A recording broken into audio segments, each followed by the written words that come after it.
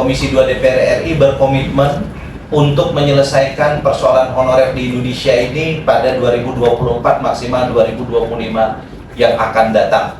Kami memiliki data dari BKN dan Kemenpan RB, ada lebih kurang 1,7 juta orang honorer yang telah masuk database di BKN.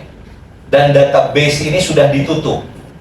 Dari 1,7 juta honorer yang masuk di BKN, itu baru 1,3 juta orang honorer yang mengikuti seleksi P3K tahun 2024 yang lalu. Dan dari 1,3 juta itu ada yang lulus murni, ada yang tidak lulus. Yang tidak lulus pun Komisi 2 DPR RI meminta kepada pemerintah untuk tetap dijadikan P3K paruh waktu. Adapun yang 400.000 sisanya yang memilih tidak ikut seleksi P3K karena mengikuti seleksi CPNS ataupun karena kementerian, lembaga, dan pemerintah daerah, provinsi, kabupaten, kotanya tidak menyelenggarakan atau tidak memberikan kuotanya kepada pemerintah pusat, itu yang akan kami lakukan revisi terhadap undang-undang terkait dengan hubungan keuangan pusat dan daerah. Karena dalam undang-undang tersebut disebutkan prosentase penggajian atau belanja pegawai hanya boleh 30%. Lebih daripada itu dilarang oleh undang-undang itu.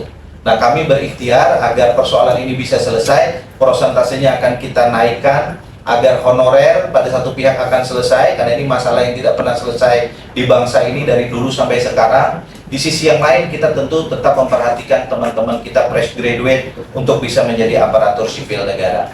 Terkait dengan honorer ini, yang terakhir yang tidak kalah penting juga adalah Komisi 2 DPR RI akan melakukan revisi terhadap Undang-Undang ASN. Saya kira sudah pada tempatnya bukan hanya pelarangan terhadap pengangkatan honorer yang kita lakukan, tapi pemberian sanksi kepada pejabat yang selama ini kerap kali dengan mudahnya mengangkat honorer tanpa adanya sanksi. Dan itu lambat laun akan menjadi PR bagi kita sebagai sebuah bangsa untuk menangani honorer yang jumlahnya semakin hari semakin banyak.